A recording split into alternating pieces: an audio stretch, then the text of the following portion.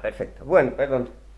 Bueno, entonces decía que justamente esa gran herramienta que es la pala mecánica es conducida, ¿no es cierto?, por sistemas eléctricos, electrónicos, ¿no es cierto?, que lógicamente a través de válvulas logra, digamos, controlar todo lo que es el sistema mecánico que requiere varias toneladas de fuerza, ¿no es cierto?, para poder cumplir, ¿no es cierto?, con el objetivo de esa máquina, ¿no es cierto? Entonces, lógicamente nosotros tenemos que relacionar justamente todos estos sistemas, ¿no es cierto? Para así tener conocimiento de los materiales que vamos a utilizar, digamos, en las prácticas profesionales que vamos a tener, ¿no es cierto? Y el fin de la materia, si bien nosotros ahora estamos viendo toda la parte de lo que son los metales de aleación ferrosa, ¿no es cierto? Lógicamente, dentro de las características de un conjunto mecánico, va a haber, ¿no es cierto?, todos estos aspectos, ¿no es cierto?, que también vamos a verlo, ¿no es cierto?, como características generales, ¿no es cierto?, que van a tener, por ejemplo, aplicación eléctrica o aplicación electrónica, según los sistemas materiales que se desarrollen. Y lógicamente el conocimiento que vamos a tener de esto, ¿no es cierto? Justamente tener, digamos, un poco el discernimiento de cuáles son las características que hacen necesario tal o cual sistema material. Ese es el objetivo. Entonces, hablando al respecto de esto, ¿no es cierto? El caso del arácnido es justamente un juego, ¿no es cierto?, de transformar mediante los procesos térmicos, ¿no es cierto?, un juego entre la estructura y la energía, ¿no es cierto?, que aplicamos siempre. Y si nosotros individualizamos estos dos aspectos, estamos hablando de una estructura que es digamos, el concepto de material o constituyente material, ¿no es cierto? O la masa, ¿no es cierto?, que interviene en estos constituyentes, y la relación de energía, ¿no es cierto?, que vincula las estructuras en este sentido, ¿no es cierto?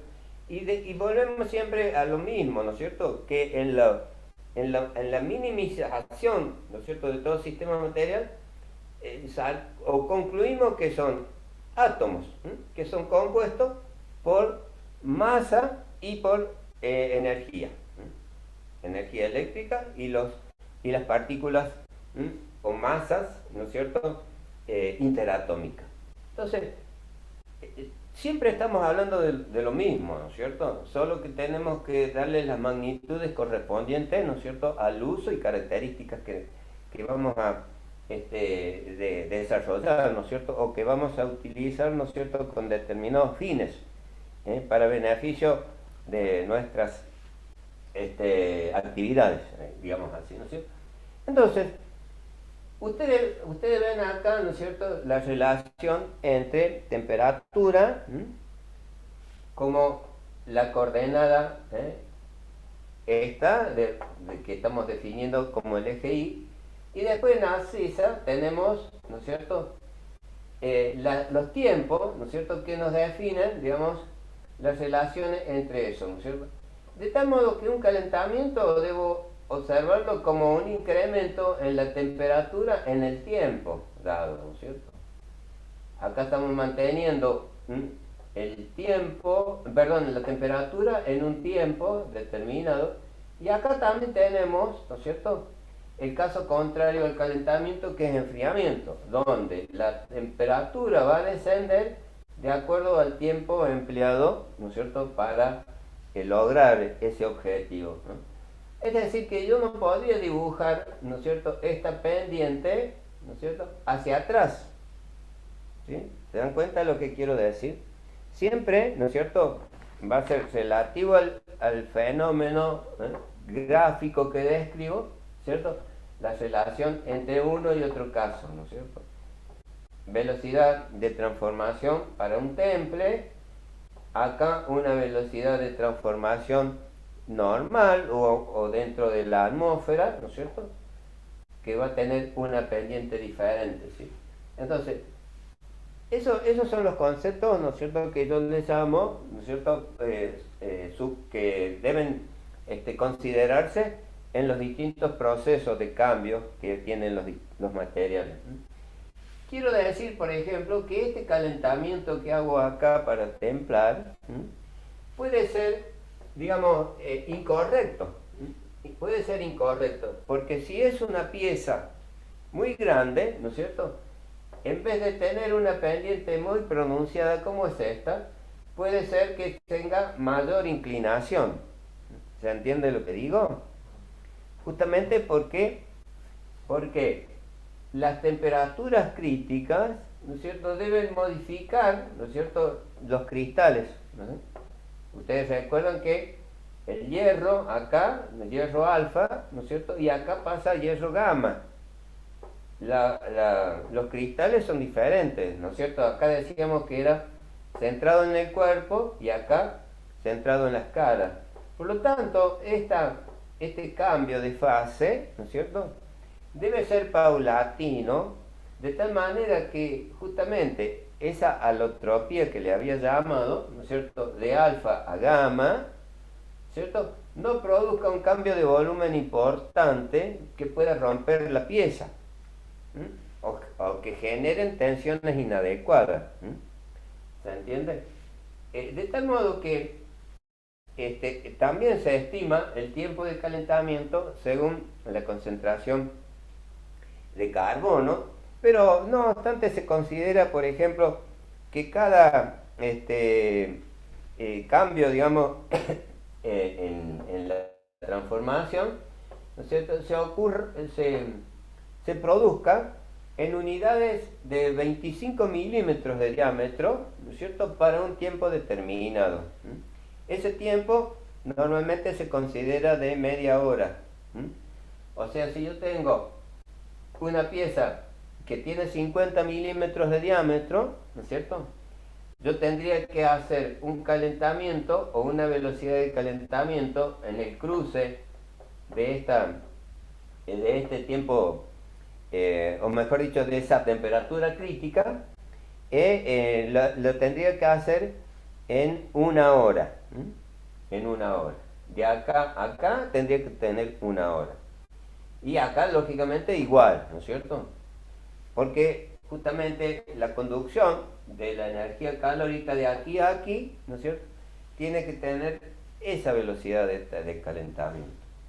Si es mayor, ¿no es cierto?, puede producir, como digo, una tensión que produzca la rotura de ese cambio. Tal es así que, por ejemplo, en aceros de mucha aleación, ¿no es cierto?, a veces se hace a escalas, ¿no es cierto?, este calentamiento, ¿no? Y una primera escala sería a la temperatura de 550 grados, ¿no es cierto?, que por la naturaleza del cambio de volumen es necesario, ¿no es cierto?, y después se la hace pasando los 800 grados, ¿cierto?, y ahí se hace otra escala, ¿cierto? Es decir, haríamos una escala a 500 grados, según el tamaño de la pieza, una cantidad de tiempo determinada, una cantidad. Después se vuelve a hacer otro calentamiento a 850 grados, por ejemplo, ¿sí?, 840, y ahí hacemos otro cambio, o sea, mantenimiento a temperatura constante nuevamente, y luego llevarla a la temperatura de temple, según la composición química estoy mencionando, ¿no es cierto? ¿Cierto? Y la composición química me va a definir estas escalas, ¿sí? Por ejemplo, los aceros utilizados en la matricería.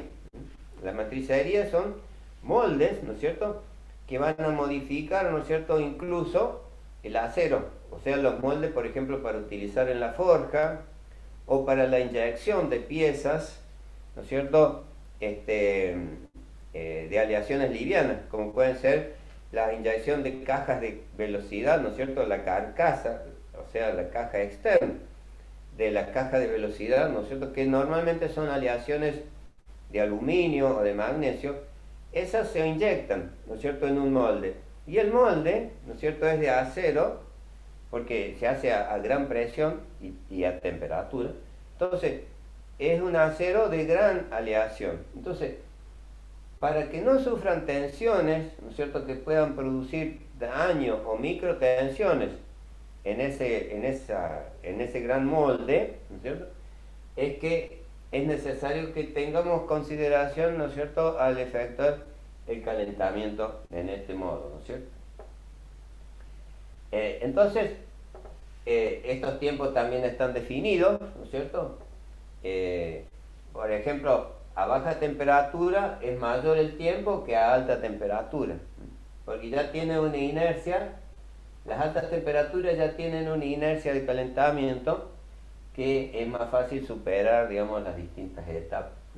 Pero ya estaríamos hablando de un acero especial, ¿no es cierto?, en este caso. En el periodo nuestro, ¿no es cierto?, estamos hablando de que para espesores o diámetros de 25 milímetros hay que utilizar, ¿no es cierto?, una velocidad de enfriamiento en los cambios que se produzca entre los 30 minutos. Cuando yo tengo un acero, como son los aceros inoxidables, ¿no es cierto?, los aceros inoxidables tienen mucho cromo, cromo y algo de níquel, porque, digamos, es lo que evita, ¿no es cierto?, la oxidación del material, máxima trabajando a temperatura.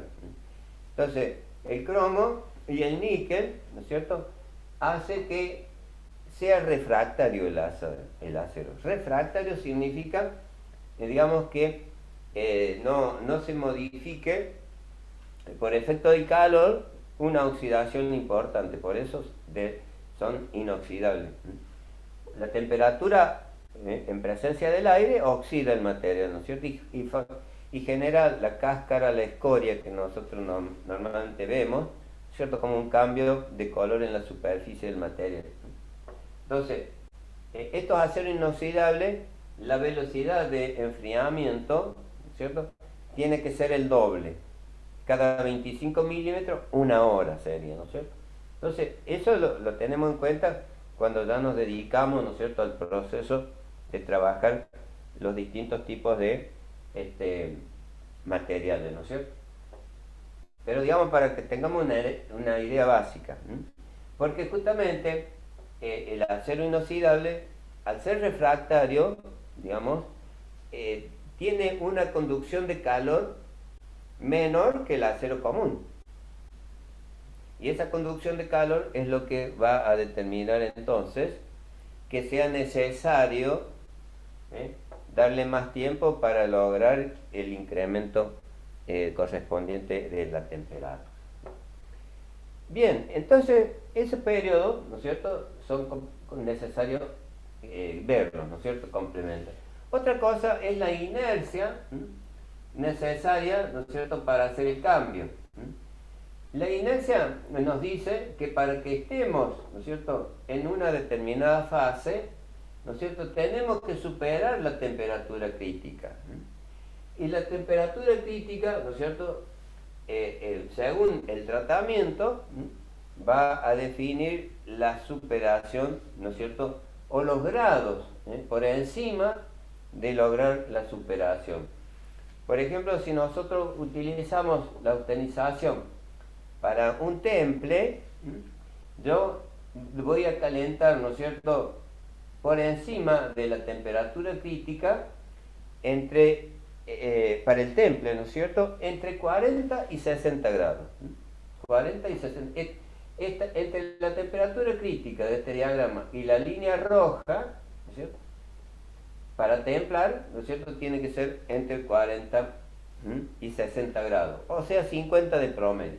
Esta también, ¿no es cierto?, porque esta la puse en verde cuando hablaba de hipereutectoide, ¿no es cierto?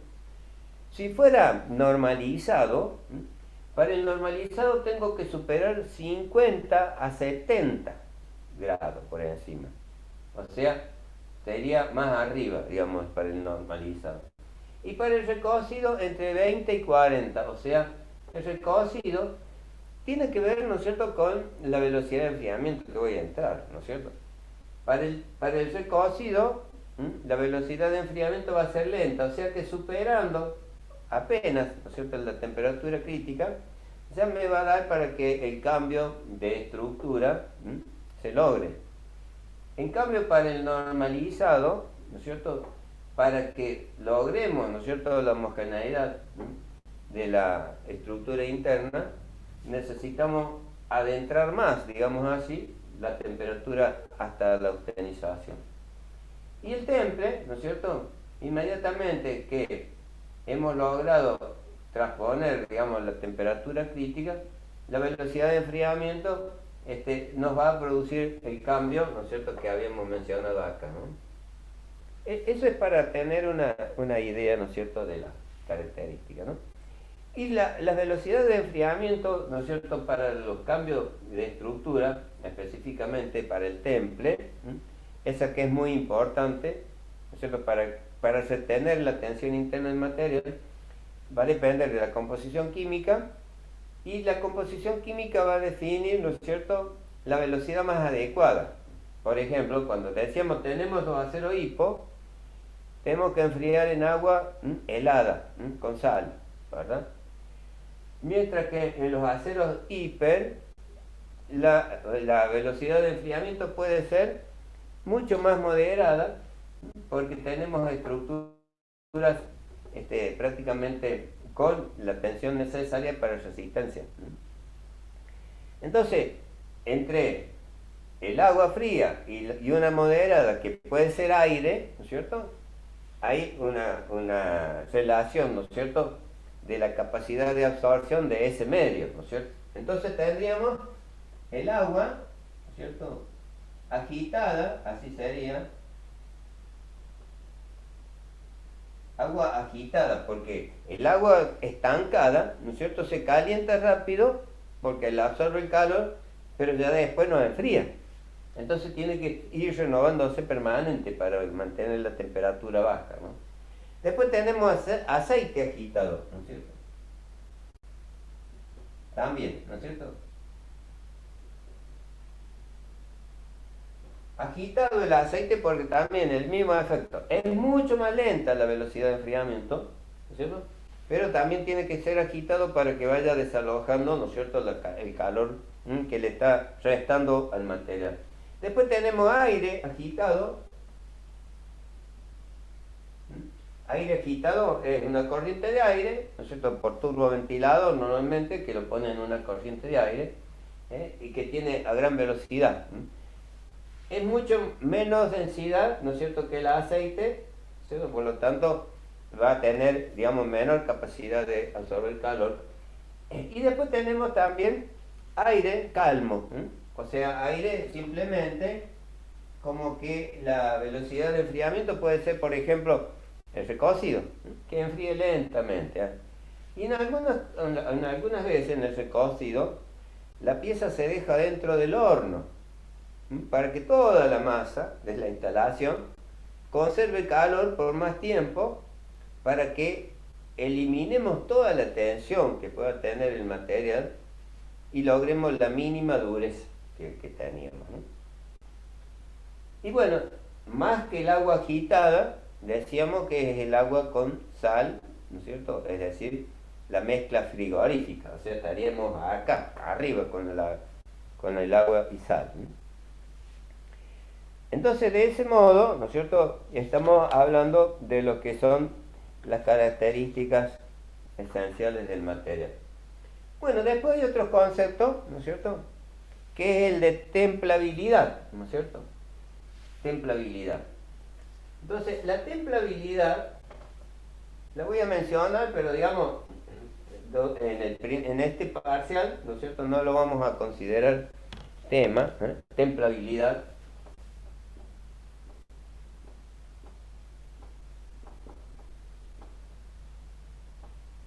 Vendría a ser la capacidad, ¿no?, que tiene el material para adquirir la resistencia del constituyente martensita o cementita. O sea, la capacidad que posee el material para adquirir, ¿no es cierto?, a través del temple, ¿no es cierto?, la resistencia mecánica. Y eso va a depender entonces de la composición química, como hacíamos hincapié acá. En los aceros hipo menor de 30, templabilidad 0, digamos así, ¿no es cierto? En los hiper, buena templabilidad. Ese sería el concepto. Y está relacionado también con el tamaño de la pieza. Como les indicaba recién, ¿no es cierto?, cuando hablaba de un diámetro pequeño o de un diámetro grande de una pieza. Acá yo consigo templabilidad fácilmente. Y si aparte, ¿no es cierto?, es un acero aliado, ¿no es cierto?, voy a conseguir, digamos, con mucha facilidad, prácticamente al aire, voy a conseguir templar acá, ¿no? No obstante, en esta pieza, aparte de que tenga un contenido de carbono importante, también tiene que tener otros elementos de aleación que faciliten el temple, y en una de esas no logro martensita, ¿no es cierto?, en este constituyente, pero sí puedo lograr a lo mejor un constituyente trostita, que recuerdan que era también un constituyente en agujas alargadas.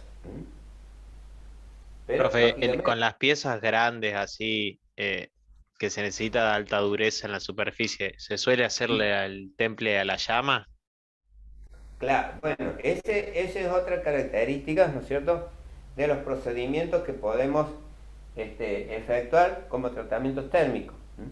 En ese caso, el temple a la llama o temple por inducción, también se le llama, ¿no es cierto? Es decir, que a través de una corriente eléctrica, nosotros producimos un calentamiento en la superficie de la pieza, ¿no es cierto?, hasta una determinada profundidad, y lógicamente, enfriando bruscamente, obtenemos templar esa pieza en la superficie, o generar, digamos, un cilindro exterior, ¿no es cierto?, de gran dureza, para elevar la resistencia sobre la superficie.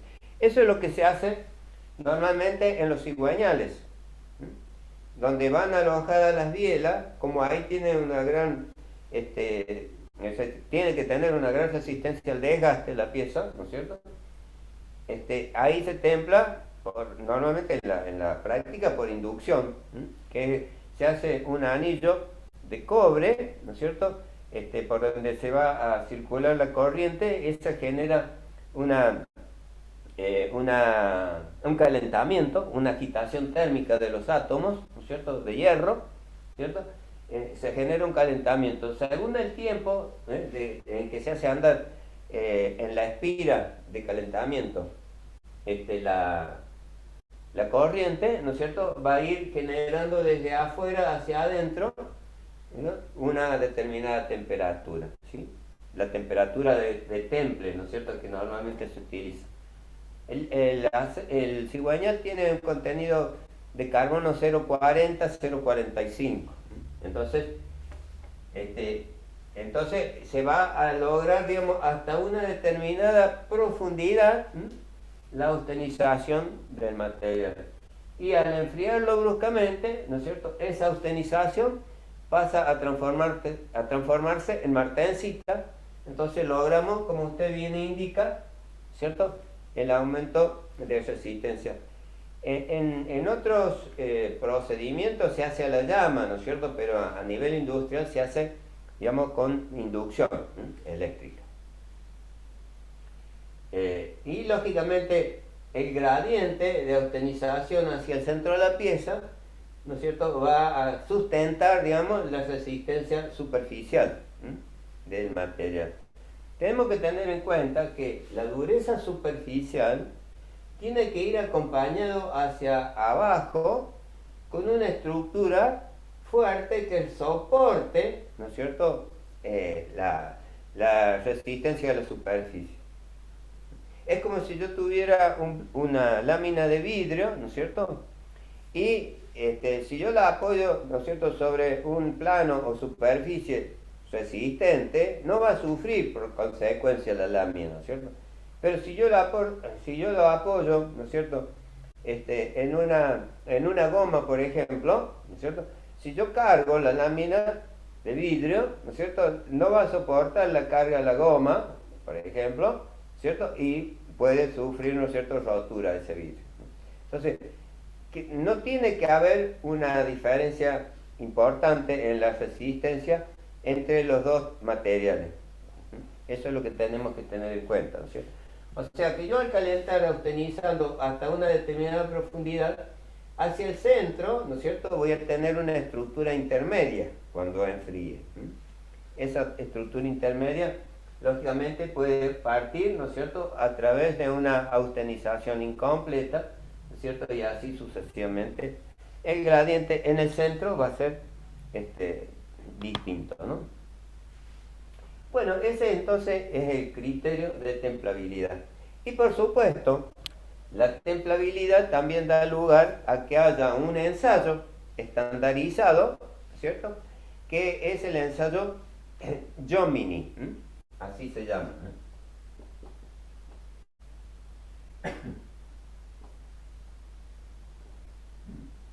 El ensayo Jomini. Bueno, hasta aquí veríamos, ¿no es cierto? Para no extendernos más, digamos, que compliquemos el concepto de tratamiento térmico, ¿no es cierto? Esto todo sería lo básico, ¿no es cierto? Hasta aquí, ¿no es cierto? Que vamos a tomar en el parcial, que va a participar de este primer parcial.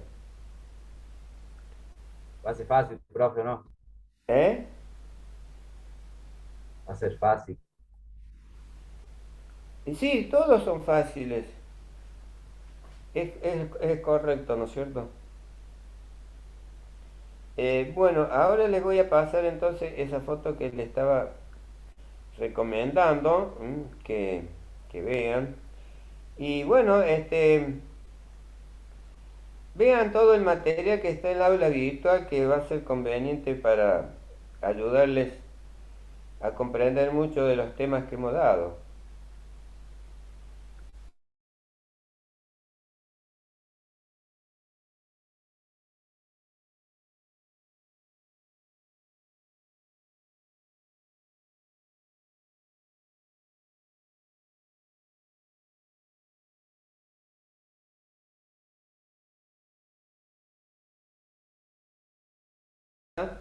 De los distintos métodos que habíamos visto las clases pasadas.